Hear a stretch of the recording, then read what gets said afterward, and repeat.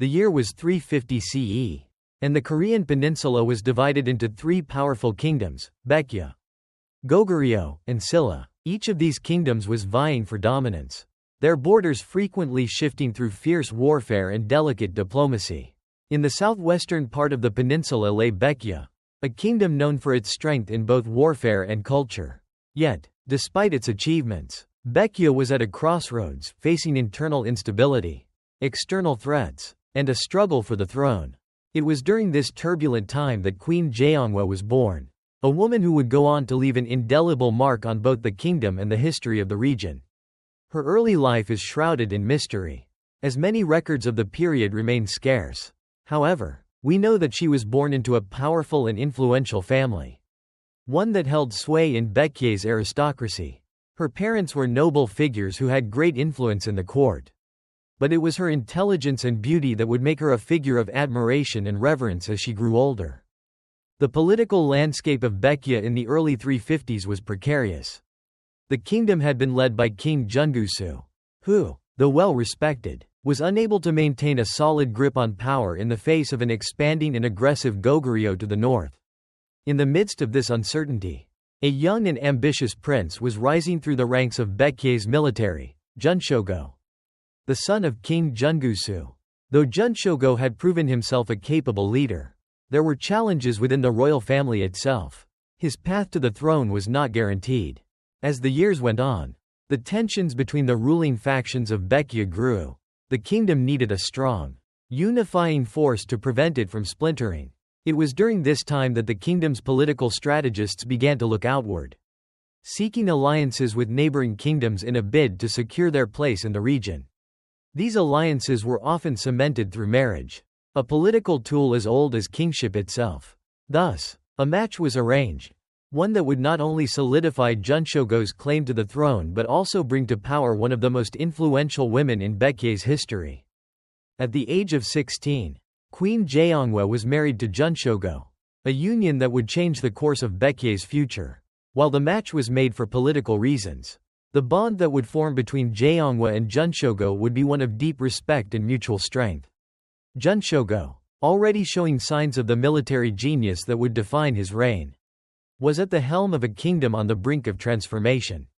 Jeonghwa, meanwhile, would emerge as the queen who helped steer Baekje through a time of uncertainty and expansion, proving that her influence would extend far beyond the role of a mere consort. The marriage, while politically strategic, also revealed the astuteness of Jeonghwa. She was not just a pawn in a royal game, she was a queen in her own right. Unlike many royal women of the time, who were often confined to the background of court life, Jeonghwa wielded her intelligence and diplomacy with grace. She was deeply involved in matters of state, not just as a silent partner, but as a key advisor to Geunchogo. Her advice, though often unspoken, was felt throughout the court. The queen's presence was one of quiet power. In the early years of their marriage, Baekje was faced with increasing military pressure from the north. Goguryeo, under the leadership of King Geunchogo, was pushing southward, threatening Baekje's borders. Geunchogo, determined to protect his people and his kingdom, prepared for war. Yet, it was in these moments of impending conflict that Jeonghwa began to show her true strength. She did not simply watch her husband prepare for battle, she helped guide his strategies, offering counsel on military tactics and, more importantly, on the importance of unity within the kingdom. Though her role in military affairs was never fully acknowledged in historical texts, it was clear that Jeonghwa's wisdom played a vital part in the early successes of Baekje's military campaigns. Her understanding of human nature, her ability to read the political tides, and her unshakable loyalty to Geunchogo all came into play as the couple began to consolidate power. As the 350s wore on, Baekje's fortunes began to change. Geunchogo, with Jeonghwa by his side, embarked on a series of successful military campaigns that would expand the kingdom's borders and increase its prestige. One of their first major successes came in 369 CE, when Baekje crushed a Goguryeo invasion, solidifying Geunchogo's reputation as a formidable military leader. But this was only the beginning. Over the next decade, Baekje's influence would continue to grow, reaching new heights under the guidance of King Geunchogo and Queen Jeonghwa. In the early days of their marriage, however, there was no guarantee that Geunchogo would become the powerful king that he later became. The kingdom was still fragile, and political intrigues swirled in the royal court.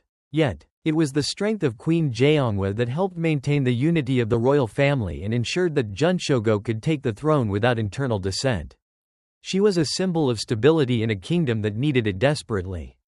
As Geunchogo's power grew, so too did Jeonghwa's influence. Her role as a queen consort was elevated, not just through her marriage to the king but through her own actions and decisions. She was more than a passive figurehead, she was an active participant in shaping the kingdom's future.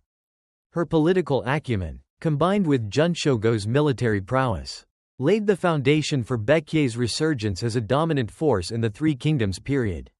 With her guidance, the kingdom would soon find itself not only defending its territory but also expanding it, forging alliances, and securing its place as one of the great powers of the Korean peninsula.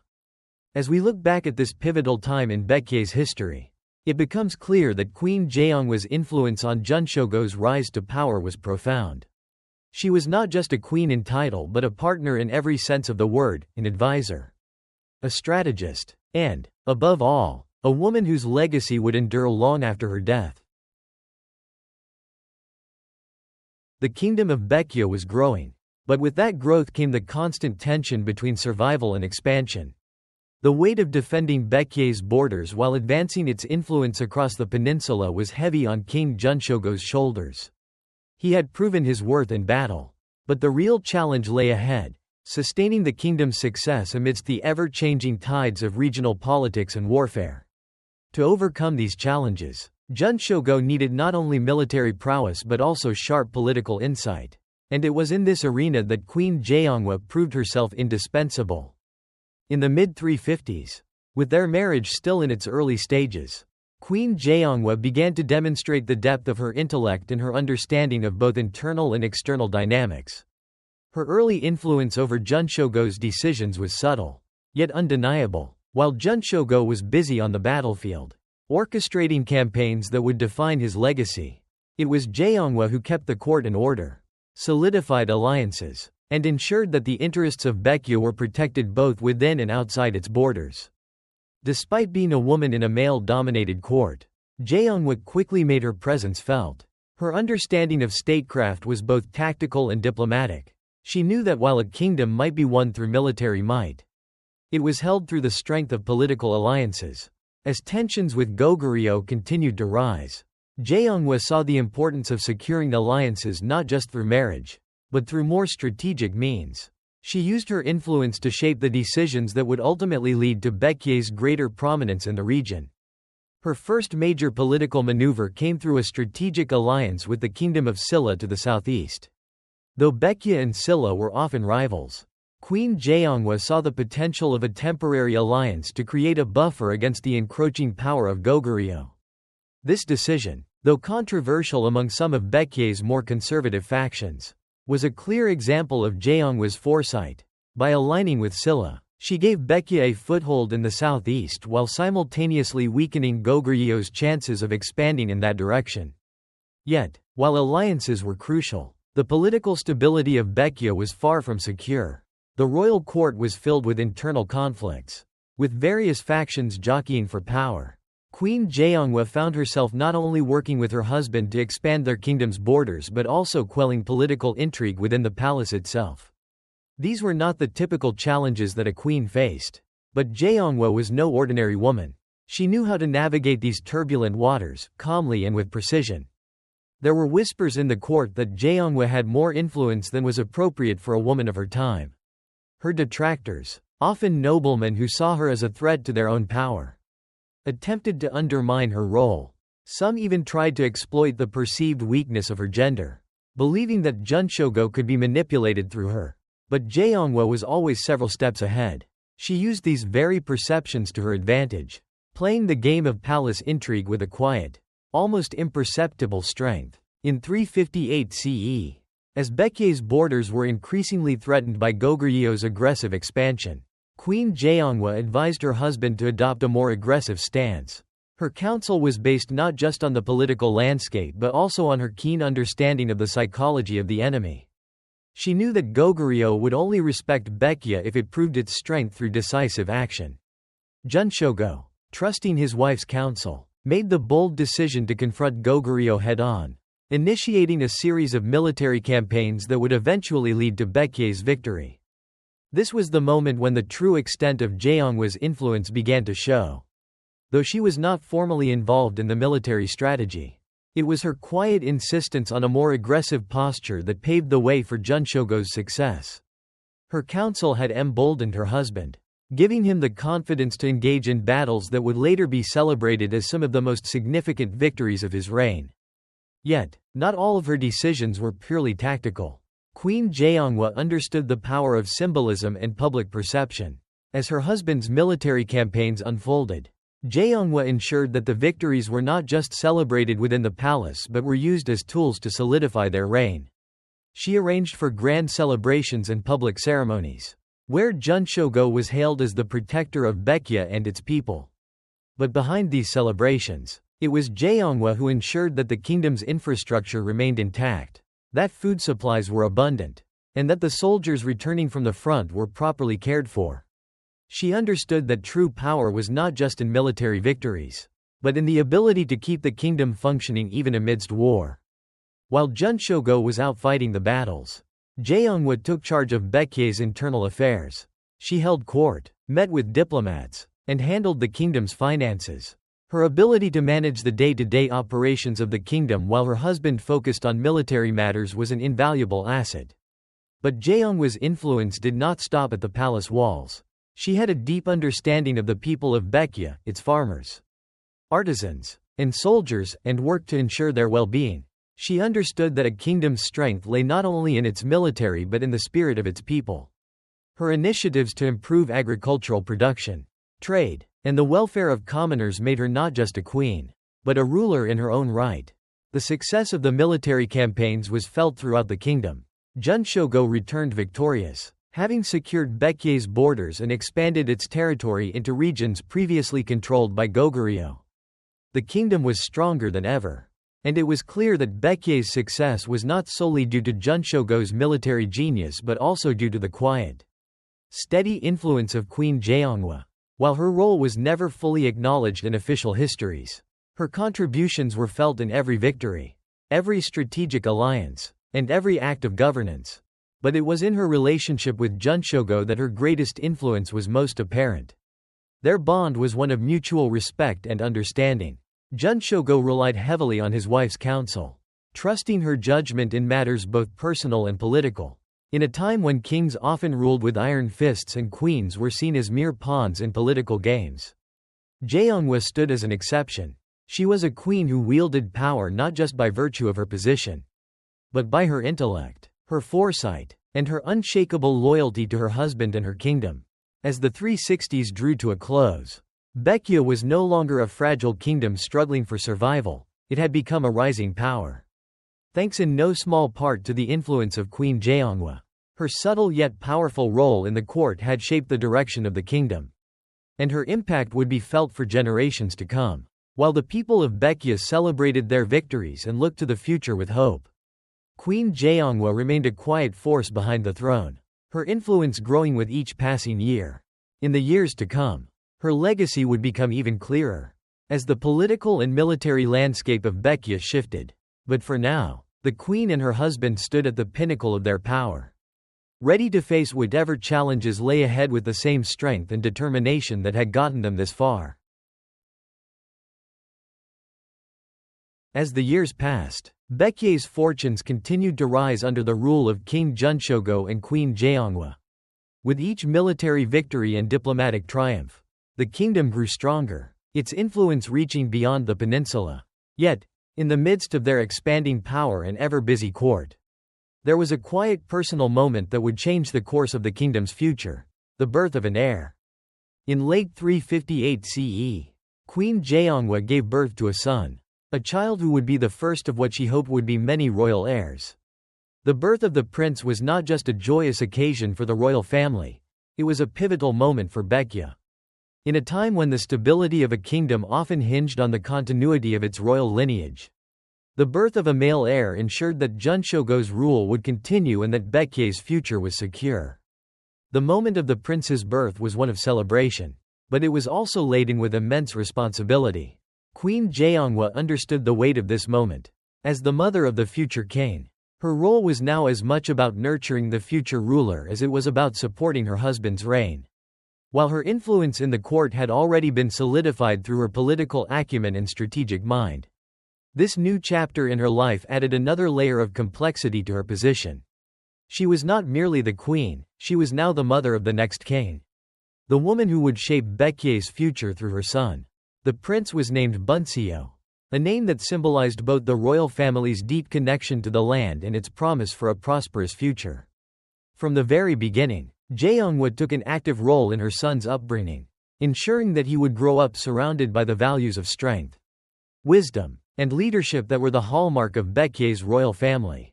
However, motherhood in the royal court was far from simple. While Queen Jeonghwa adored her son and took great pride in her new role as a mother, she also understood the harsh realities of court politics.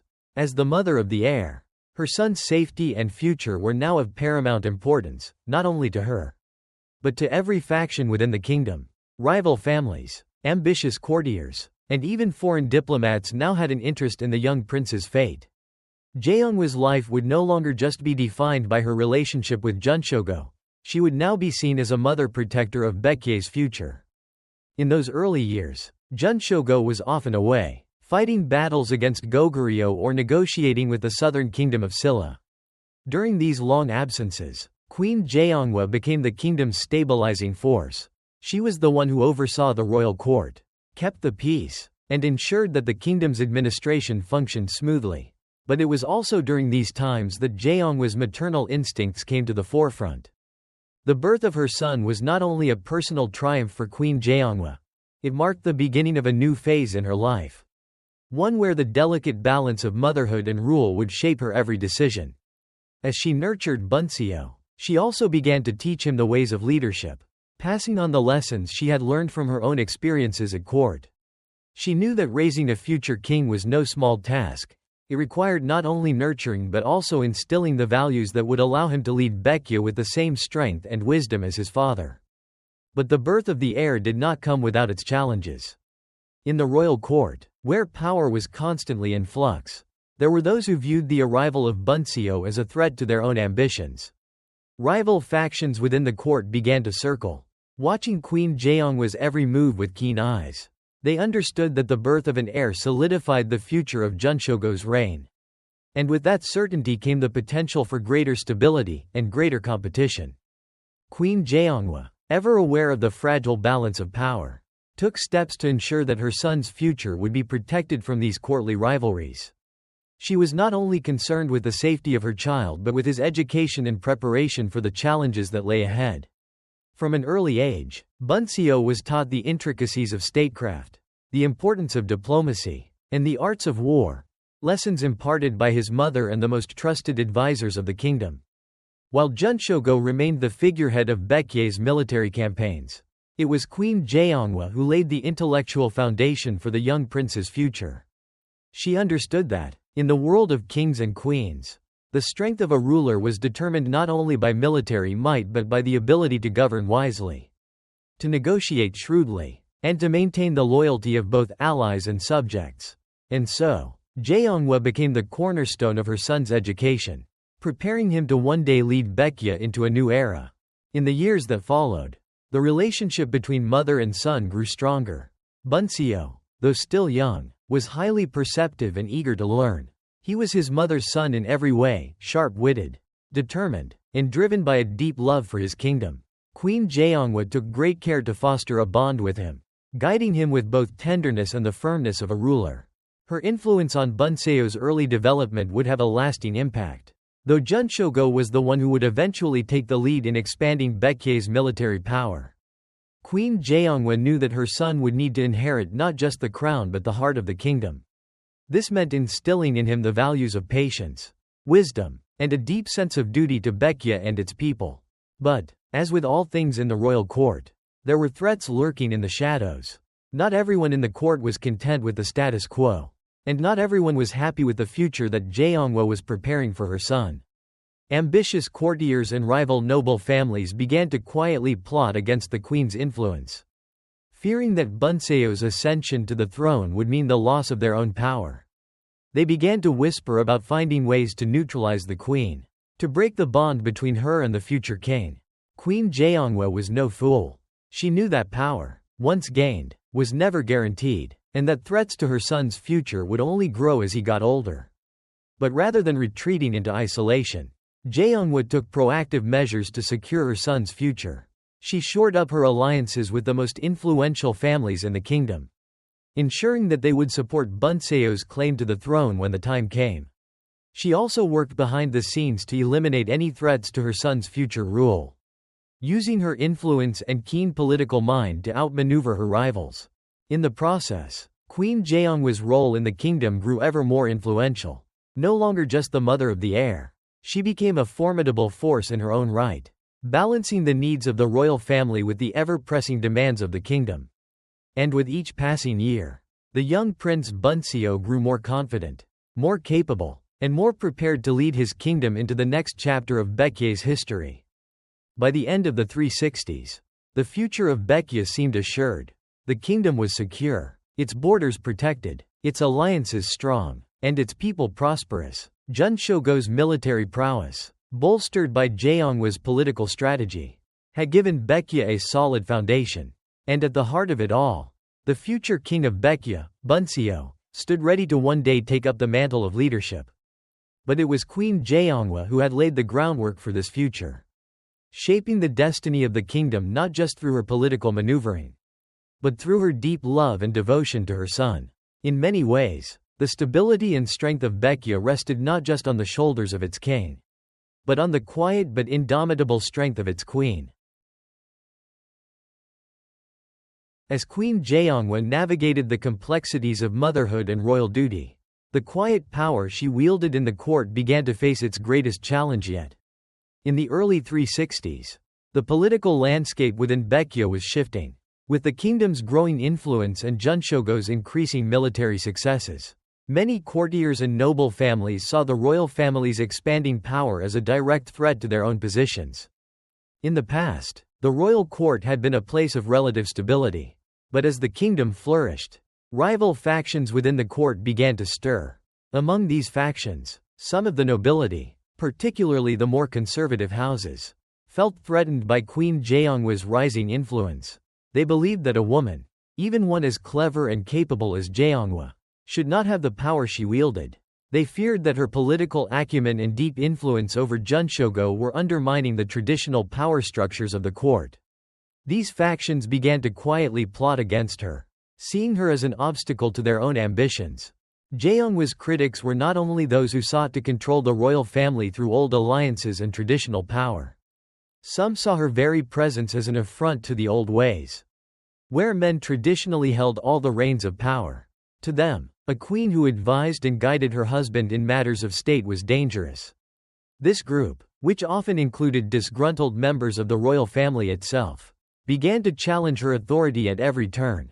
It was in this volatile environment that Queen Jeonghwa's political skills were truly tested. She was no stranger to courtly intrigue, after all. She had grown up in the palace and had been married into a royal family. But the stakes were higher now. The future of Baekje, the legacy of her husband's reign, and the safety of her son all depended on how she handled the growing tensions within the palace. Despite the mounting opposition, Queen Jeonghwa never lost her composure. She knew the palace was a dangerous place for anyone who appeared vulnerable. And she was anything but that. In private, she met with trusted advisors, carefully assessing the strength of the factions that threatened her influence. These conversations often took place in the quiet hours of the night, away from the prying eyes of those who might wish to harm her or her family. One of the first challenges came in the form of a faction within the royal court that openly questioned the legitimacy of her son, Bunseo. While Geunchogo had established himself as a strong and capable king, there were whispers among the noble houses that the young prince, though the official heir, might not be suited to rule. Some believed that he was too young and untested, while others thought that his birth, though the fruit of a legitimate marriage, had been too reliant on political strategy. To make matters worse, there were rumors that Geunchogo's own cousins or distant relatives might be groomed for leadership, with some members of the royal family secretly advocating for them to take the throne instead. In the face of these rumors, Queen Jeonghwa took swift action. She convened private meetings with the most loyal members of the royal family and the military to secure Bunseo's place as the rightful heir. She reminded the nobles of her son's lineage, the strength of his birthright, and the promise he represented for the future of Baekje. Yet, her most effective move was her silence, letting the doubters make their accusations while she worked methodically behind the scenes to strengthen her son's position. She understood that in times of uncertainty, action spoke louder than words, and she used her influence to shape the decisions of those in power. One of the more dangerous threats came from a faction of the military, led by a group of ambitious generals who had gained great power through their victories against Goguryeo. They began to question not just the future of the royal family but the direction of the kingdom itself. They were soldiers, not politicians, and they began to feel that Baekje's military might should dictate its policies, not the throne. These generals, who had served Geunchogo faithfully in battle, began to voice concerns that a king's leadership in warfare should be absolute. They believed that Geunchogo, while a brilliant military strategist, was being manipulated by his queen. Her political vision was seen by some as a diversion from the true purpose of the kingdom, which they believed was to be maintained through strength in battle. Queen Jeonghwa, ever astute, understood the danger posed by this faction. The military, although essential to Baekje's success, could not be allowed to dominate the kingdom's affairs. She began to weave a careful web of alliances, working not just with military leaders but also with those who had influence over the generals.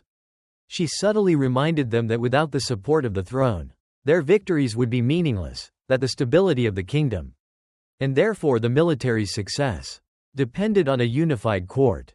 At the same time, she subtly worked to undermine the power of the faction by seeking the support of Geunchogo's most trusted generals, those whose loyalty was unwavering. She made it clear that while she respected the military's role in Baekje's success, the future of the kingdom would be secured only through a stable, unified government where the throne remained supreme. With quiet tact, she ensured that the generals who sought to challenge her influence were slowly sidelined, their positions weakened through careful political maneuvering. But the most insidious threat to Jeonghwa's power came from within her own family. Geunchogo's cousins, who had long held positions of influence in Baekje, began to challenge her decisions, planting seeds of doubt in the minds of other courtiers. They sought to weaken the queen's influence over Geunchogo, seeing in her rise the slow erosion of their own power.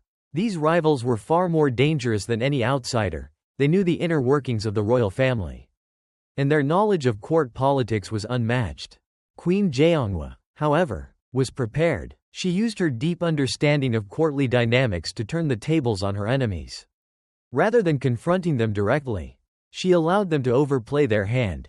They made mistakes, underestimating her political savvy, and she used these miscalculations to weaken their standing at court. In public, she maintained a composed and regal demeanor, never allowing her personal feelings to show. In private, she quietly eliminated threats, using her influence to sway key decisions and ensure that her son's future was never in doubt.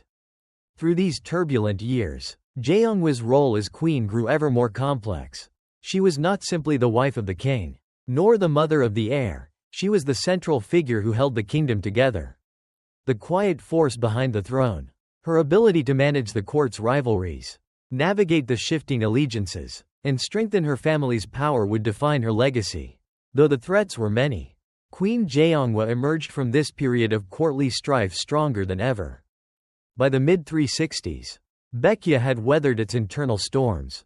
Queen Jeonghwa had successfully defended her position, ensured the safety of her son's future, and solidified the royal family's grip on power. While Geunchogo's military victories had given the kingdom strength, it was Jeonghwa's political prowess that had secured its stability. And in this delicate balance of power, it became clear that while the king might command the armies, it was the queen who ruled the court. By the early 360s, Queen Jeonghwa had already proven herself to be more than just a consort. She was the heart of Baekje's political landscape. As the kingdom solidified its power, both internally and externally, Jeonghwa continued to wield her influence in increasingly sophisticated ways. Yet, the looming threat of Goguryeo, with its ever-expanding borders to the north, demanded more than just domestic stability. It called for strategic alliances that could guarantee Baekje's survival. Queen Jeonghwa knew that, in the grand game of politics, no kingdom could survive on its own. The power of Goguryeo was a looming specter, and the kingdom of Baekje needed to secure its future not just through military victories but by aligning itself with other powers in the region. Silla, Baekje's neighbor to the southeast, was a potential ally, but Queen Jeonghwa recognized that a stronger, more influential partnership would be needed to truly safeguard Baekje's sovereignty. Her eyes turned to the powerful kingdoms to the west. In what is now China, the Eastern Wu dynasty, a significant force in China, had long been a player in the political and military affairs of the Korean peninsula. Though Baekje had already established some diplomatic ties with Wu, Jeonghwa understood that a formal and strategic alliance with this powerful neighbor could provide Baekje with the military and economic support it needed to fend off Goguryeo territorial ambitions. Geunchogo, though a military genius, knew the importance of diplomacy and trusted his queen's judgment. Their relationship, grounded in mutual respect, allowed Jeonghwa to guide him in matters that went beyond the battlefield. Together, they began to shape a vision for Baekje's future, one where the kingdom could expand and defend its interests through strategic alliances. Not just military might. The idea of an alliance with Wu was controversial. Many within the Baekje court, particularly the more traditional factions, were wary of aligning with a foreign power, especially one as distant and different in customs and governance as Eastern Wu. But Queen Jeonghwa, ever the diplomat, carefully laid out the advantages of such a move. She knew that a united front, backed by the power of Wu, could force Goguryeo to reconsider its expansionist policies. The queen also understood that Wu's advanced technology, military tactics, and wealth could bolster Baekje's own defenses and give it the leverage it needed to stay competitive on the peninsula. The initial discussions between Baekje and Wu took place in 363 CE. Queen Jeonghwa, with her calm and persuasive demeanor, met with Wu's emissaries to negotiate terms. Though she was not the official ruler of Baekje, her reputation as a shrewd political mind preceded her. The diplomats from Wu, initially unsure of how much power the queen truly held, soon realized that her presence was central to any future agreement. Jeonghwa's words were measured, but her intentions were clear. Baekje needed the strength of Wu to survive. One of the key points in Jeonghwa's negotiations was the shared concern over Goguryeo military expansion. Wu, under the leadership of Emperor Sun Quan, had its own concerns with the northern kingdom, and Jeonghwa quickly capitalized on this mutual fear. She framed the alliance as not just beneficial for Baekje but necessary for the security of both kingdoms. Together, they could weaken Goguryeo growing power and prevent further encroachment on their territories. The agreement was reached, and the alliance between Baekje and Eastern Wu was formalized. As part of the alliance, Wu promised military support in the event of further invasions from Goguryeo. In exchange, Baekje would offer military assistance to Wu if needed and provide the Chinese kingdom with valuable resources from the Korean peninsula. This was a critical moment in Baekje's history, as it marked the kingdom's first major step toward a broader international presence. Breaking away from its isolation on the Korean peninsula, the political ramifications of the alliance were immediate. The court in Baekje, still dealing with internal power struggles and rivalries, was forced to recognize the queen's wisdom and strategic thinking. The alliance with Wu brought with it a sense of stability, as it presented a united front against the growing power of Goguryeo. But it also elevated Queen Jeonghwa's status within the court. No longer was she just the king's wife, she was a diplomatic force in her own right, with the power to shape Baekje's future through foreign alliances. Yet, as with any political maneuver, the alliance with Wu did not come without its challenges. The conservative factions in the court were uneasy with Baekje's growing relationship with a distant and foreign kingdom. Some feared that it would undermine Baekje's sovereignty, that it would pull the kingdom into a larger conflict that might not be in its best interests. These critics were vocal, questioning whether it was wise to tie Baekje's future so closely to an outside power. But Queen Jeonghwa, with her usual calm determination, silenced these voices with a series of carefully planned moves. She ensured that her son, Bunseo, was included in the diplomatic discussions, presenting him as the future king who would oversee this new era of alliances. By involving her son in the negotiation process, Jeonghwa solidified Bunseo's place as the heir and allowed him to learn firsthand the intricacies of diplomacy, preparing him for the future role he would one day assume. The move also served to placate the factions within the court, demonstrating that the future of the royal family was tied to the success of the alliance and that Bunseo's leadership would be vital in navigating this new relationship with Wu. The alliance with Wu became a turning point for Baekje. With Wu's support, Baekje was able to focus its efforts on consolidating its power and expanding its territory. The combined military strength of Baekje and Wu was enough to deter Goguryeo from launching further invasions. At least for the time being. The alliance also opened up trade routes between the two kingdoms, bringing valuable resources to Baekje and boosting its economy. Yet, the benefits of the alliance were not just military or economic. For Queen Jeonghwa, it solidified her position as a queen of unparalleled influence. She had secured Baekje's future, ensuring that the kingdom was not just surviving but thriving. And as her son grew older, the alliance with Wu would become a crucial foundation upon which Bunseo would one day build his own reign. The relationship between Baekje and Wu would prove to be one of the most important in the kingdom's history. Lasting for many years, it was a legacy of Queen Jeonghwa's foresight, her political brilliance, and her unyielding dedication to securing the future of her kingdom. Through this alliance, Baekje not only weathered the storm of foreign invasions but also solidified its place as one of the great powers of the Three Kingdoms period. With the alliance between Baekje and Eastern Wu secured, Queen Jeonghwa's diplomatic maneuvering had laid a strong foundation for the kingdom's future. However, while diplomacy and alliances had given Baekje a strong position, the true test of the kingdom's strength was yet to come. A series of decisive military campaigns that would determine not only the future of Baekje but also the legacy of King Geunchogo. In the mid-360s, Geunchogo's military successes had already earned him the title of one of the greatest kings in Baekje's history. But the threat from Goguryeo, still looming large in the north, remained a constant challenge. The newly forged alliance with Wu had provided some respite, but the military conflict with Goguryeo was far from over.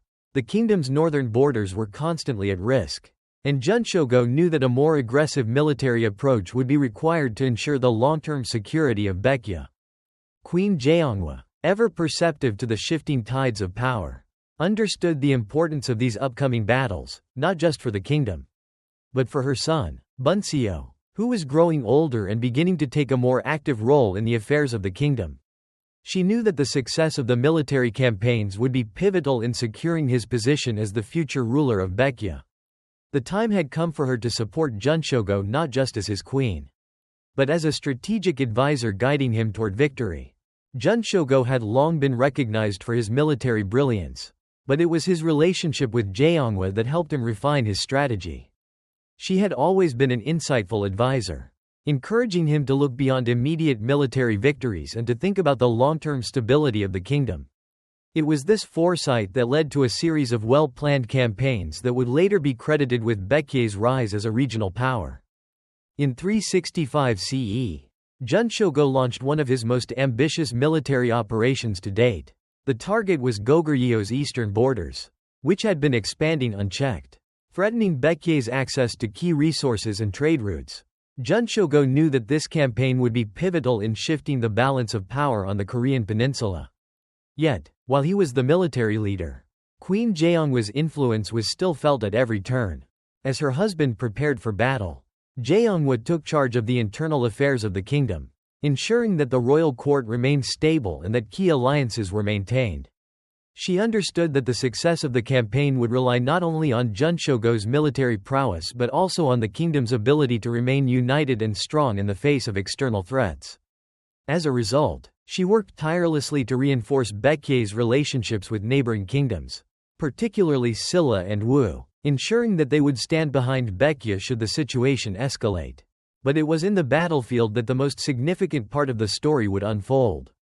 Geunchogo's army, bolstered by the strength of the alliance with Wu, marched toward the Goguryeo frontier in 366 CE. The campaign was not without its challenges. Goguryeo had fortified its borders, and the harsh terrain made supply lines difficult to maintain. But Geunchogo's military genius, combined with Jeonghwa's counsel on strategic positioning and timing, proved to be the perfect combination. The Baekje army pushed through enemy lines, capturing key fortresses and territories along the eastern coast. The campaign culminated in the Battle of Wonsan, a fierce confrontation that saw Baekje decisively defeating the Goguryeo forces. The victory was one of the most significant military triumphs of Geunchogo's reign, solidifying his position as the undisputed military leader of Baekje. The victory also sent a clear message to Goguryeo that Baekje would no longer tolerate its aggressive expansion. Yet, as victorious as the battle was, it was not without its costs. The Baekje army had sustained heavy losses, and the soldiers returning from the front were weary and battle-worn. Geunchogo knew that the war was far from over and that Baekje would need to build up its military strength even further to ensure that the kingdom could defend itself in the long term. This was where Queen Jeonghwa's leadership proved invaluable. Though her role was primarily diplomatic, her ability to manage the kingdom's resources and maintain stability at home allowed Geunchogo to focus on military expansion. She took charge of the kingdom's infrastructure, directing the reconstruction of key fortresses and ensuring that the army's morale remained high after the losses of war. She also oversaw the training and recruitment of new soldiers, preparing for the eventuality of future conflicts. Geunchogo's return from the battlefield was met with grand celebrations. The victory at Wonsan was hailed as a momentous achievement, one that would go down in history as one of the defining moments of his reign. Yet, as with all great leaders, Geunchogo knew that the success of his campaigns was due not only to his own military expertise but also to the support of his queen, Jeonghwa, who had helped guide him every step of the way. For Queen Jeonghwa, however, the victory at Wonsan was just another chapter in her larger vision for the kingdom. While Geunchogo's fame grew with every victory, Jeonghwa's role as the stabilizing force behind the throne was becoming ever more apparent. The military campaigns had secured Baekje's future, but it was Jeonghwa's foresight and steady leadership that ensured the kingdom would not falter in the aftermath. By the time the 370s approached, Baekje was a dominant force in the region. The kingdom had expanded its borders, its military power had been solidified, and its alliances with powerful neighbors were secure. Geunchogo's reign, marked by military conquest and strategic brilliance, had ensured that Baekje would thrive for generations to come. But the kingdom's strength was not just in its military. Its future was secured by the quiet power of Queen Jeonghwa, who had shaped both the diplomatic and internal landscapes of the kingdom with her unmatched intelligence and unwavering dedication. As Geunchogo's military victories continued to unfold, Queen Jeonghwa's legacy as a leader in her own right had already begun to take root. The queen was not simply a bystander to her husband's reign, she was an integral part of it.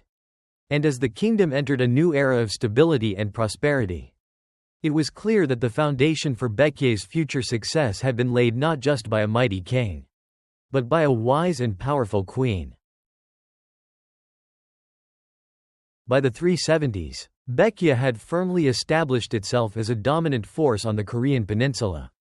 Under King Geunchogo's military leadership, and with Queen Jeonghwa's steady influence in both political and domestic affairs, the kingdom was thriving. The alliance with Eastern Wu had proven invaluable, and Baekje's borders were secure.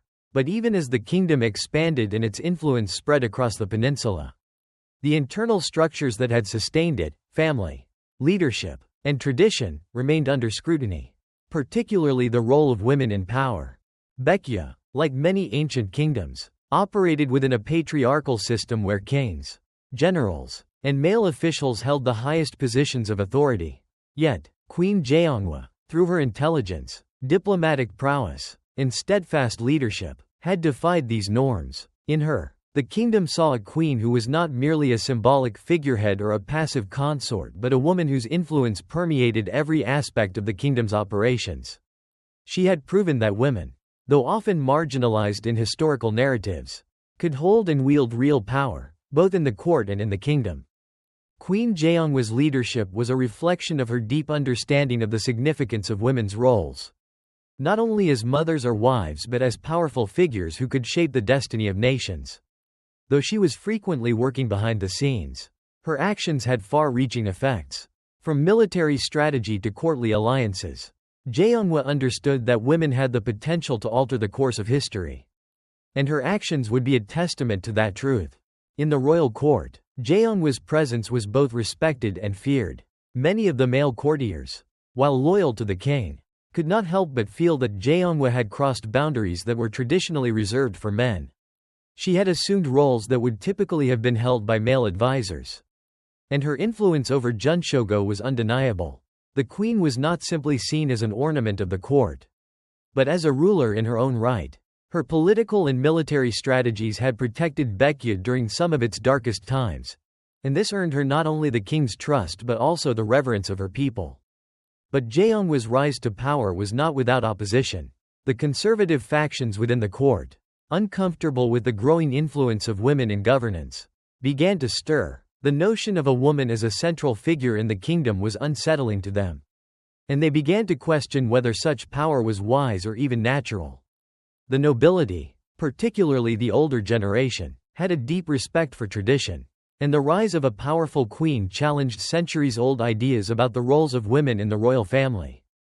There were whispers in the court, rumors that Jeonghwa was using her position as the king's wife to manipulate affairs for her own benefit. Some of the most prominent courtiers believed that a queen should only serve as a passive observer, guiding the royal family from behind the curtains but never stepping into the role of a decision-maker. To them, the very idea that a woman could lead with such authority was both audacious and threatening. Jeonghwa, however, paid little heed to these detractors. Her focus remained steadfast on the prosperity and stability of Baekje. She understood that her role was not to be a passive figure. She had a responsibility to her husband, her son, and her people. She used her influence not only to guide political and military affairs but also to secure the future of Baekje through education, culture, and religion. Under Jeonghwa's leadership, the role of women in Baekje began to subtly shift. The queen worked closely with the women of the court, elevating them from mere observers of history to active participants in it. Her example inspired a generation of women who began to take on roles that had previously been reserved for men. Women, both in the royal family and in Baekje's aristocracy, began to participate more actively in the decision-making processes. Though they still operated within the limits of tradition, the very fact that they were given a voice marked a shift in the kingdom's cultural landscape. While Queen Jeonghwa remained a steadfast supporter of her husband's reign, she was also a firm believer in the power of education. She recognized that the future of Baekje lay not only in its military conquests and diplomatic alliances but also in the intellectual and cultural growth of its people. She made sure that women, both inside and outside the royal family, had access to education, something that had long been denied to them in the male-dominated society. Jeonghwa's influence over the education system became apparent in the late 370s when she established the first Royal Academy for Women. Located within the palace walls, the academy offered education in statecraft, history, philosophy, and the arts. While it was initially seen as an experimental venture, the academy soon became an essential part of Baekje's intellectual landscape. The queen's commitment to ensuring women had access to education not only contributed to the intellectual development of Baekje but also began to shape the future role of women in the kingdom. The academy served as a breeding ground for future female advisors, diplomats, and even military strategists. Jeonghwa's contributions to the intellectual and cultural development of Baekje were not limited to the royal court. As a patron of the arts and a supporter of literature and philosophy, she fostered an environment where scholars, both male and female, could thrive. Her efforts led to a flourishing of Baekje's cultural output, with the construction of schools, libraries, and art centers dedicated to preserving and expanding the kingdom's knowledge and heritage. Her impact on religion was just as profound. As Baekje's influence grew, so too did the spread of Buddhism, which had been introduced from China. Jeonghwa, ever the pragmatist, understood that religion could be a unifying force. one that could help bind the kingdom's diverse population together. She encouraged the spread of Buddhist teachings and worked to ensure that temples and monasteries were established throughout Baekje, fostering an atmosphere of peace and unity. The queen's role in supporting Buddhism reflected her understanding of the interconnectedness of culture, politics, and religion. As the 370s drew to a close, Queen Jeonghwa's influence in Baekje had reached unprecedented heights. She had not only secured her son's future as the next king of Baekje but had also ensured that the kingdom would continue to thrive culturally, intellectually, and militarily. More than that, she had redefined the role of women in Baekje, demonstrating that a woman could hold power, shape history, and leave a lasting legacy. Though she was often the subject of controversy and criticism, Jeonghwa's position in Baekje was unassailable. She had proven time and again that women were not merely passive figures in the royal court but active agents of change. And as she looked toward the future, it was clear that her legacy would shape Baekje for generations to come. As the 370s continued to unfold, the kingdom of Baekje found itself in an era of unprecedented prosperity and stability. King Geunchogo's military victories had cemented his place as one of the greatest leaders in Baekje's history. And the diplomatic relationships forged by Queen Jeonghwa had solidified Baekje's position in the region. The alliance with Eastern Wu was secure, and the threat from Goguryeo, though still present, had been contained. The kingdom was, for all intents and purposes, flourishing. But even in the midst of these triumphs, Jeonghwa found herself facing personal and political challenges that tested the very core of her strength. In these years, her role had shifted even further. No longer just a queen consort, Jeonghwa had become an indispensable force in the court. Her leadership was no longer confined to private councils with Geunchogo. She now played a public and commanding role in shaping the kingdom's future. But with this influence came immense pressure. Although the kingdom was at peace, the internal dynamics of the royal court had not stabilized completely. The factions that had once questioned Jeonghwa's influence still lurked in the shadows. The more powerful she became, the more she was viewed as a threat by certain factions of the aristocracy. Many of these nobles feared that Jeonghwa's growing power, both politically and culturally, was undermining their own authority. They began to quietly question her every move, wondering if her ever-expanding influence might one day place her in a position to wield authority beyond the scope of the throne itself. In response, Jeonghwa did what she had always done best: she adapted. Unlike many who would have reacted defensively to such subtle yet growing opposition, she used it as an opportunity to further consolidate her position. She quietly strengthened her alliances with the most powerful figures in Baekje, including military leaders, nobles, and intellectuals. She was aware that power within the court was never fixed, and that the game of palace intrigue was one that required both finesse and patience. But in these years, her greatest strength lay not in public displays of power or forceful political moves, but in her ability to navigate the personal challenges that accompanied her unique position. As the wife of the king, the mother of the heir, and a woman of great influence in the kingdom, Jeonghwa was under constant scrutiny. She knew that every decision she made, every step she took, was watched and judged, not just by her political rivals but by those who would seek to undermine her and her family. In addition to the constant political pressure, Jeonghwa was also grappling with the deep personal costs of her role.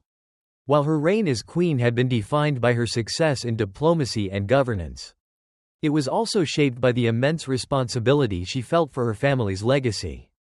Her son, Bunseo, was now entering his adolescent years, and with his transition to adulthood came the looming question of his future as king.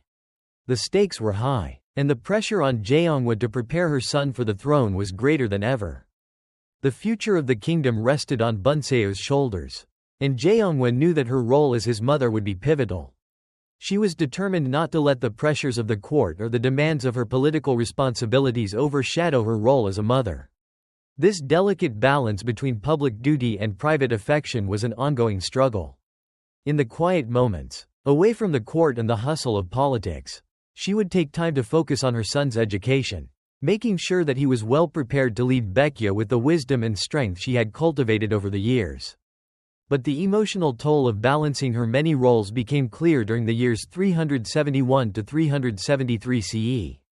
Jeonghwa was physically exhausted, worn thin by the constant demands on her time and energy. Though she had always been known for her indomitable strength, there were moments when the weight of her responsibilities seemed overwhelming.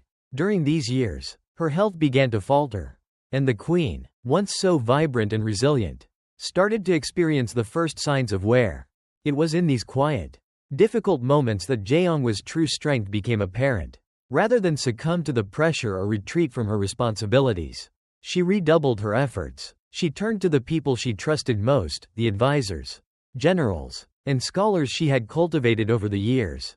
She leaned on their support, allowing herself to be surrounded by the loyal figures who had helped her build Baekje's power. In doing so, Jeonghwa was reminded that her strength had never been just about her own abilities. It had been the strength of the alliances she had built, the networks she had fostered, and the legacy she had created through her vision. Her health issues, though never fully acknowledged in public, became a private struggle, but they also served as a reminder to those who had once doubted her that Jeonghwa was not an untouchable figure. She was a woman, a mother, and a queen with all the vulnerabilities that came with those roles. Yet, even in the face of illness, she never let her public composure slip. In the court, she continued to project the image of the indomitable queen, strong, poised, and in control, while behind closed doors, she struggled to manage the weight of the kingdom's future on her shoulders. Through it all, Jeonghwa remained focused on her ultimate goal, securing the legacy of her family and the future of Baekje. She had no illusions about the fragile nature of power, especially in a kingdom so frequently embroiled in court politics and military conflict. She knew that, as queen, her role was always tenuous, that no ruler's power was ever truly secure. But she also understood that her influence, her ability to guide and protect her family, was the key to ensuring that Baekje would not just survive but thrive in the centuries to come. In these years, Queen Jeonghwa's strength was not defined by the victories she had won or the alliances she had brokered. Rather, it was in her quiet resilience, her ability to persevere through personal adversity, and her unshakable commitment to her kingdom and her family that her true strength was revealed. As she continued to navigate the complex and often treacherous waters of the royal court, Jeonghwa's leadership evolved. She was not just a political strategist or a military advisor, she was a symbol of perseverance, a living embodiment of the kingdom's strength, even in its most challenging times. By 373 CE, Jeonghwa had once again proven her ability to lead with grace under pressure. The kingdom, though facing internal and external challenges, was stronger than ever. The alliances she had secured, the education she had championed, and the future she had carefully crafted for her son all pointed to a prosperous future for Baekje. But more than anything, her journey through these personal struggles had transformed her legacy, turning her into a figure whose strength was defined not by the battles she fought on the battlefield, but by the quiet, hidden battles she won within herself. The sun set over the kingdom of Baekje in the year 374. Casting a golden light across the fields and the bustling cities. There was peace on the surface. The kind of peace that comes after years of struggle. After battles fought and won, and alliances forged through diplomacy and blood. Baekje was strong, its borders secure, its people thriving under the reign of King Geunchogo and the guidance of his queen, Jeonghwa. But beneath the surface, the delicate balance that had held the kingdom together for so long was beginning to crack. For years, King Geunchogo had led his army to victory after victory, expanding the borders of Baekje, securing alliances, and building a legacy of military prowess. Under his leadership, the kingdom had become a formidable power on the Korean peninsula, admired by both allies and enemies alike. But the weight of the crown and the burden of war had taken its toll on him. The king, once a beacon of strength and vitality, was beginning to show signs of age. His health, once robust, had started to deteriorate in the last few years. His body, worn from years of battle and stress, had begun to weaken, and with it, his once unshakable will. Queen Jeonghwa, ever perceptive, saw the signs before anyone else. She had spent years by Geunchogo's side, not just as his wife but as his closest confidant. She knew him better than anyone. understood his moods, his thoughts, and his fears, and she could see that the king was no longer the man he once was.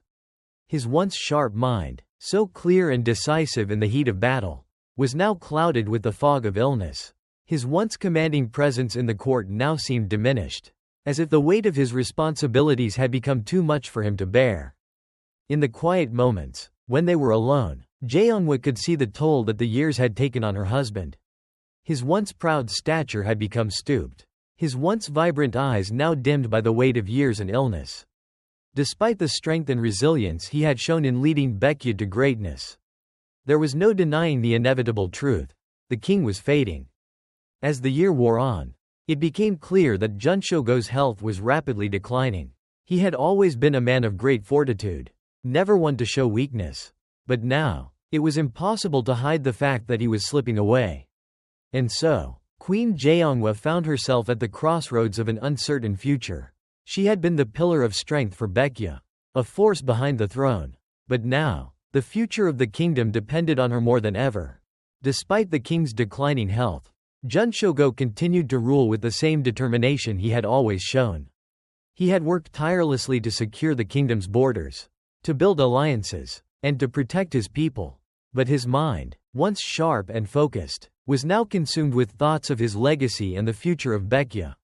He knew that his time was running out, and he feared for the kingdom he had spent his life building.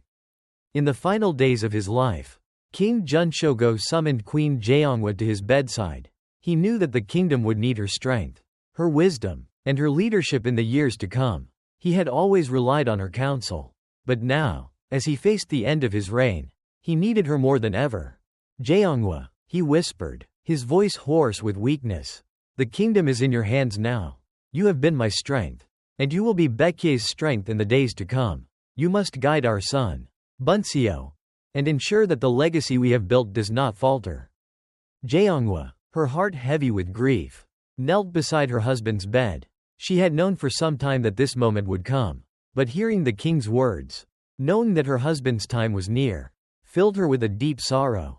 She had stood by his side through every trial and triumph, had helped him lead Baekje to greatness, and now, she would have to face the future alone. "Without him, I will do as you ask, my love," she replied, her voice steady despite the overwhelming emotions swirling within her. "I will protect Baekje and ensure that Bunseo is ready to take his place as king. You have my word." But even as she spoke those words, Jeonghwa knew the weight of the responsibility that lay ahead. The path to securing Bunseo's future was fraught with danger. The kingdom was strong, but it was not invulnerable. The factions within the court would not simply accept a smooth transition of power. And there were enemies beyond Baekje's borders who would be eager to exploit any sign of weakness. The death of King Geunchogo would signal the beginning of a new chapter in the kingdom's history. One that could either see Baekje rise to even greater heights or fall into disarray. Geunchogo's death came quietly, almost as if he had been waiting for the right moment. One evening, after a long day of court business, he closed his eyes and never opened them again. The passing of the king was both peaceful and profound. It marked the end of an era, a time when Baekje had been led by a king whose military brilliance and determination had brought the kingdom to the forefront of the Three Kingdoms period. When the news of Geunchogo's death spread through the kingdom, it was met with a deep sense of mourning. The people of Baekje had known nothing but prosperity and strength under the king's rule. And now, with his death, there was an undeniable sense of uncertainty. The court, too, was thrown into chaos. Geunchogo's death had created a power vacuum, and the nobles and courtiers who had once been loyal to him now began to jockey for influence. The king's death left a void, and it was unclear who would fill it. But amidst the mourning and uncertainty, Queen Jeonghwa stood tall. She had always been the steady hand behind the throne, the quiet strength that had kept the kingdom together. Now, with her husband gone, she would have to assume the mantle of leadership for herself and for the future of her son. As the queen, Jeonghwa's first task was to ensure that the transition of power to her son, Bunseo, would be smooth. He was still young, and though he had been educated and prepared for leadership, there was no guarantee that the court would accept him as the rightful heir. The factions within the kingdom were divided, and some of them were already plotting to undermine Bunseo's claim to the throne. Queen Jeonghwa knew that securing Bunseo's place as king would not be easy. She would have to navigate the treacherous waters of court politics, where loyalty was often fleeting and alliances were fragile. But she was determined to see her husband's legacy preserved and to ensure that Baekje would continue to thrive under her son's leadership.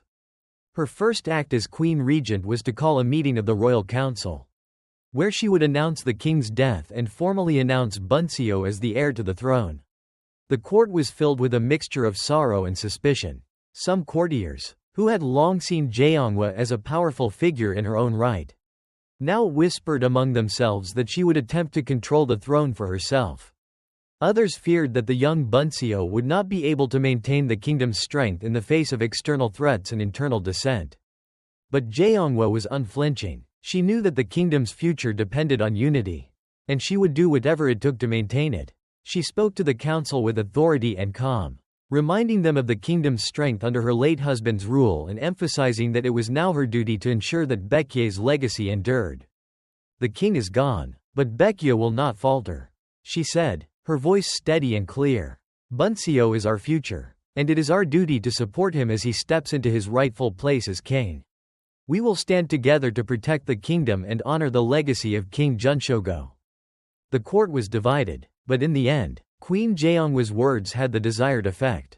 Many of the courtiers, though wary of the changes to come, pledged their loyalty to Bunseo, recognizing that the kingdom needed stability more than ever. However, not all were convinced. There were still those who harbored ambitions of their own, who saw the death of the king as an opportunity to seize power for themselves. Jeonghwa knew that the road ahead would be long and fraught with challenges. She had already faced the turmoil of the court and the military threats from Goguryeo, and now, with the death of her husband, she would have to navigate the political turbulence that came with the changing of the guard. But she also knew that her love for her kingdom and her family would guide her through the storm. She had always been the pillar that held Baekje together, and now, in the wake of her husband's death, she would be the strength that held the kingdom's future in place. The death of King Geunchogo sent a shockwave through Baekje, reverberating not only through the royal palace but also throughout the kingdom itself. For those who had lived under his rule, the king had been a symbol of military might and strategic brilliance. He was a man who had built an empire, strengthened alliances, and led his people to victory after victory. His name was synonymous with power, and his death left a profound sense of loss among the people. For Queen Jeonghwa, the grief was both personal and political. She had been by Geunchogo's side for decades, his confidant, his partner, and his strongest ally. The emotional toll was deep. But the weight of the responsibility she now carried as the Queen Regent and protector of Baekje's future was heavier still. Her husband had often turned to her for counsel. And now, as the kingdom faced a time of uncertainty, it was she who had to carry the mantle of leadership. In the days following Geunchogo's death, the court fell into mourning. But behind the scenes, the real work had to begin. Queen Jeonghwa understood that the kingdom could not afford to linger in sorrow. She needed to move quickly, ensuring that the transition of power to her son, Bunseo, was as smooth as possible. The nobles and generals who had been loyal to Geunchogo were now waiting to see what direction the kingdom would take. Jeonghwa's first act as the ruler of Baekje was to ensure that Bunseo's claim to the throne was undisputed. Though the prince was still young, he had been groomed for leadership since his birth, and Jeonghwa had carefully cultivated his education and political alliances. Still, a young ruler was vulnerable, especially in a kingdom as tumultuous as Baekje, where rival factions in the court were always ready to exploit any weakness. The court was divided, with some factions loyal to the late king and others looking to capitalize on the power vacuum left by his death. Some of the more ambitious nobles saw this as an opportunity to challenge Bunseo's ascension, believing that a young and inexperienced ruler could be easily manipulated. These factions, along with a handful of generals who had gained power during Geunchogo's reign, began to position themselves to seize control. Jeonghwa, however, was not about to let the kingdom fall into disarray. She knew that in times of transition, power was always in flux, and that control of the court could easily slip from her hands if she wasn't careful. She began by consolidating her own power, meeting with the most influential figures in Baekje to ensure their loyalty to Bunseo. Through a series of carefully arranged meetings, she began to strengthen her political alliances, reminding the court of her pivotal role in Geunchogo's reign and the importance of stability during this uncertain time. But even as she worked to secure her son's position, Jeonghwa knew that the real battle would be in securing the loyalty of the military. The generals who had fought under Geunchogo's command were now uncertain of the future. Some were fiercely loyal to the late king, while others were more concerned with their own positions of power. These men were the key to maintaining Baekje's strength and security, and Jeonghwa understood that her ability to keep them on her side would determine the future of the kingdom. One of the most powerful generals in Baekje, General Jeong, was particularly difficult to sway. Jeong had been one of Geunchogo's most trusted commanders, and he had played a critical role in Baekje's victories over Goguryeo. However, Jeong was also fiercely independent, and Jeonghwa knew that he could be a potential threat to her son's reign if he was not won over. To win Jeong's loyalty, Jeonghwa used a combination of diplomacy and subtle persuasion. She invited him to the palace, and in a private audience, she reminded him of the kingdom's prosperity under her late husband's rule. She spoke of Geunchogo's vision for Baekje's future, a vision that would now be carried out by Bunseo. She appealed to Jeong's sense of duty to the kingdom, and over the course of several days, she slowly brought him around, reassuring him that Bunseo would continue the policies that had made Baekje strong. But while Jeonghwa worked behind the scenes to stabilize the kingdom, Bunseo's official coronation as king was fast approaching. The day of his coronation arrived, and the palace was filled with courtiers, generals, and foreign dignitaries. The streets outside were lined with people, eager to witness the ascension of the young prince to the throne. The ceremony was both a moment of hope for Baekje's future and a symbol of the uncertainty that lay ahead. Jeonghwa stood beside her son as he was crowned, her heart swelling with pride and anxiety in equal measure. She had prepared him for this moment his entire life. But she knew that the real work had just begun. As Bunseo took his seat on the throne, the weight of the crown seemed almost too heavy for him. But Jeonghwa stood firm beside him, offering her silent support. The coronation was a solemn event, and as the ceremonial robes were placed on Bunseo's shoulders, it became clear that he was not only inheriting his father's title but also the hopes and dreams of an entire kingdom. The young king's eyes were wide with uncertainty. But Jeonghwa could see the determination in his gaze. He was ready, even if he did not yet fully understand the enormity of the task before him. The first days of Bunseo's reign were filled with both triumph and challenge. Though the court had accepted him as king, there were still whispers among the nobles who doubted his ability to rule. His youth was seen as both an asset and a liability. An asset because it allowed for the possibility of a fresh start, but a liability because he lacked the experience of his late father. Jeonghwa knew that her son's reign would not be easy. The factions within the court, though temporarily subdued by the coronation, were still restless. Her task was far from over. As Queen Regent, she would continue to guide Bunseo through the complex world of politics, military strategy, and diplomacy. She had always been the power behind the throne. But now, her role had become even more critical. The future of Baekje rested on her ability to protect her son from the internal and external threats that lurked at every turn. As the days passed, Queen Jeonghwa became more and more involved in the day-to-day governance of Baekje. Though Bunseo sat on the throne, it was Jeonghwa who held the real power. She worked tirelessly to ensure that her son's reign was stable, pushing through reforms, managing foreign relations, and keeping the military in check. She also continued to watch over her son's education, ensuring that he was prepared for the challenges he would face as the ruler of Baekje. Though her heart mourned the loss of her husband, Queen Jeonghwa's strength remained unbroken. She had buried her sorrow deep within her, knowing that her son's future, and the future of Baekje, depended on her ability to stay focused. She would be the rock on which the kingdom stood, guiding her son through the trials of leadership and ensuring that the legacy of her husband, Geunchogo, lived on through him. The death of King Geunchogo had marked the end of an era. But it had also marked the beginning of a new chapter in Baekje's history. Under Queen Jeonghwa's guidance, the kingdom would rise to meet the challenges of the future. And though the road ahead was uncertain, the legacy of the late king and the strength of his queen would continue to shape the destiny of Baekje for generations to come. The days following King Geunchogo's death were filled with the weight of uncertainty. But Queen Jeonghwa's resolve remained unshaken. With Bunseo now crowned as the king of Baekje, the future of the kingdom rested in her capable hands. While the young king had ascended to the throne, it was his mother who quietly, but resolutely, carried the kingdom forward. Under her leadership, Baekje began to emerge from the shadow of the king's death, steadily recovering from the tumultuous transition of power. Queen Jeonghwa, ever the strategic mind, continued to navigate the kingdom through treacherous political waters. Though the court had seemingly accepted Bunseo as their king, beneath the surface, old rivalries still festered. The noble families, many of whom had aligned themselves with Geunchogo during his reign, were now questioning the new order. They had been loyal to the late king and had once rallied behind the strength of his military successes. But Bunseo's youth and inexperience left them uneasy. Jeonghwa knew that in times like these, it was not enough to rely on the authority of the crown alone. To ensure that the kingdom remained stable, she began to quietly secure alliances. Even among the factions that had once opposed her, she reached out to key members of the court, offering them positions of influence in exchange for their loyalty to her son.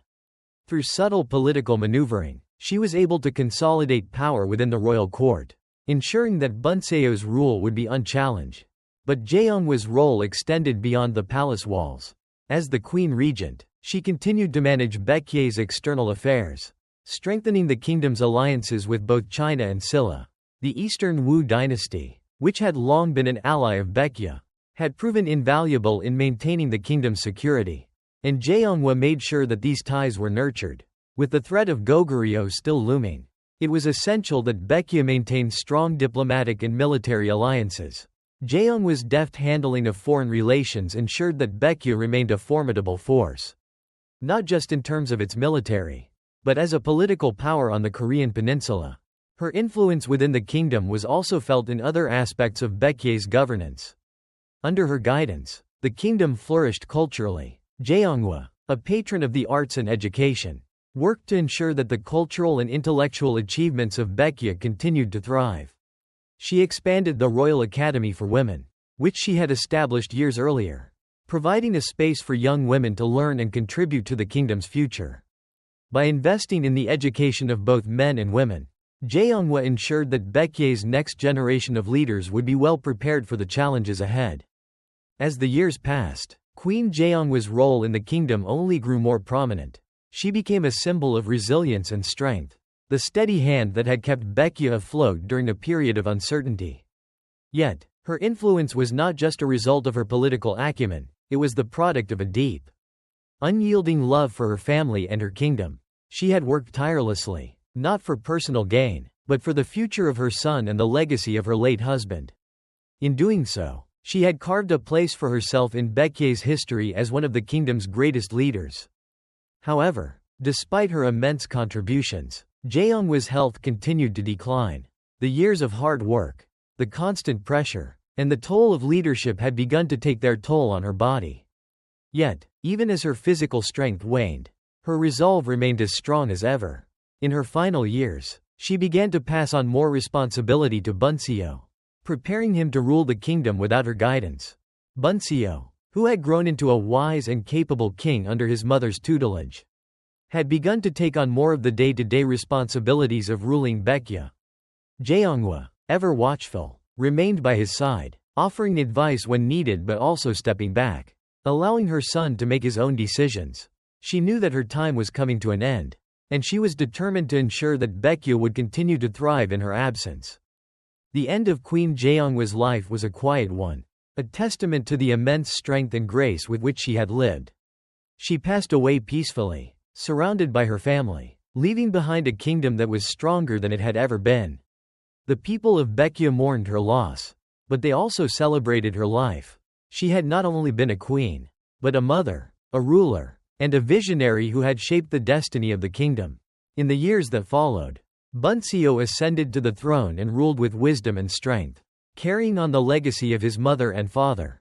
Under his reign, Baekje continued to prosper, securing its place as one of the great powers of the Three Kingdoms period.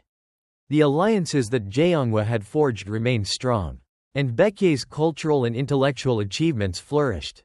But the true measure of Queen Jeonghwa's legacy was not in the power she had wielded, nor the wealth and influence she had amassed. Her true legacy was in the kingdom she had helped build, one that was secure, prosperous, and resilient. She had transformed Baekje from a kingdom teetering on the edge of instability to one of the great powers of the Korean peninsula, and in doing so, she had ensured that her son would inherit a kingdom strong enough to withstand whatever challenges the future might hold. Long after her death, the people of Baekje remembered Queen Jeonghwa not just as a queen, but as the woman who had secured the kingdom's future. Her strength, her vision, and her unwavering love for her family and her people had made her one of the greatest leaders Baekje had ever known. Her name would be remembered for generations to come, a symbol of what could be accomplished through wisdom, determination, and love. As the centuries passed, the story of Queen Jeonghwa continued to be passed down through the generations. Her name etched into the annals of Baekje's history as one of its most formidable and beloved rulers. While much of the world would eventually forget the fine details of the Three Kingdoms era, the influence of Jeonghwa on Baekje's rise and its eventual prosperity would remain a cornerstone of its legacy. In the days following her death, the kingdom she had so meticulously nurtured began to transition into a new era, an era in which her son, King Bunseo, would rule with the same strength and wisdom that had defined his mother's reign. Baekje, under Bunseo's rule, would continue to thrive, securing alliances and bolstering its influence on the peninsula. Yet, the kingdom's true strength had always been its people, and Queen Jeonghwa had known this all too well. Her legacy was not just in the grand military victories, nor in the political treaties she had forged. It was in the subtle, behind-the-scenes leadership that she had displayed throughout her life. Queen Jeonghwa was a woman who did not seek glory, but worked tirelessly behind closed doors to ensure that her kingdom remained strong and united. She was the silent force behind Baekje's success, its heart, its spine, and its unwavering soul. King Bunseo, as he matured into a wise ruler, frequently recalled the lessons his mother had imparted to him. While he had been groomed for leadership since birth, it was under her watchful eye that he had truly learned what it meant to be a ruler.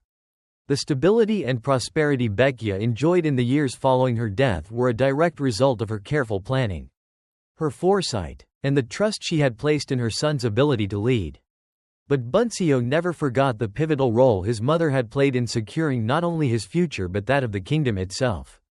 As a king, Bunseo would continue his mother's work. Baekje would grow and flourish during his reign, bolstered by the very alliances Jeonghwa had fostered. The educational institutions she had established, particularly those for women, continued to thrive, becoming beacons of knowledge and learning that transcended the borders of Baekje. Scholars, both men and women, would continue to study the works of the great minds who had shaped the kingdom's culture, much of which had been preserved under Jeonghwa's patronage. In Baekje's later years, even as the kingdom faced new challenges from outside invaders, the sense of unity and resilience that Jeonghwa had instilled within her people endured. The legacy of her wisdom, diplomacy, and love for her people lived on through her children, her grandchildren, and the generations that followed. Though she was no longer there to guide them, her influence remained, guiding them like a beacon through the stormy seas of time. Queen Jeonghwa's role in the kingdom was often downplayed in the official chronicles of the time. Her name was not shouted from the battlements as that of her husband, King Geunchogo. She had not led an army into battle, nor did she win glory in the field. But her strength was not measured by the clashing of swords, but by the quiet leadership she displayed day after day, by the way she wove the fabric of Baekje's future, by the alliances she secured, and by the way she ensured that her son, Bunseo, would rise to the throne not as a frightened boy, but as a king ready to lead. Her true legacy was the kingdom she had shaped, a kingdom that was not merely built on military conquest, but on wisdom, love, and the understanding that true leadership comes from nurturing the minds and spirits of its people. She was, in every sense, the true architect of Baekje's future. As the years turned into centuries and the dust of time began to settle over the kingdom, Jeonghwa's influence remained a quiet presence in the hearts of those who remembered her. Though Baekje, like all kingdoms, eventually fell to the rise of new powers and the winds of history, the story of Queen Jeonghwa remained immortal, It was not the tale of a warrior queen who conquered nations or fought epic battles. It was the tale of a queen who knew that true power lies not in the sword, but in the heart, and in the quiet, unyielding strength to lead with grace and wisdom. Her legacy, though unseen by the wider world, lived on in every corner of the kingdom she had once ruled. It lived on in the stability and prosperity she had built, in the lessons she had taught, and in the future she had secured for her son and his descendants. In the end, Queen Jeonghwa's story was not just one of a queen and her reign. It was the story of a woman whose quiet strength shaped the destiny of a kingdom, whose love and devotion to her people built a legacy that would last long after she was gone. And so, Baekje continued, its name etched in history, not because of the kings who ruled with swords, but because of the queen who ruled with a steady hand and a compassionate heart. The legacy of Queen Jeonghwa endured, a testament to the power of quiet strength and the enduring force of wisdom and love.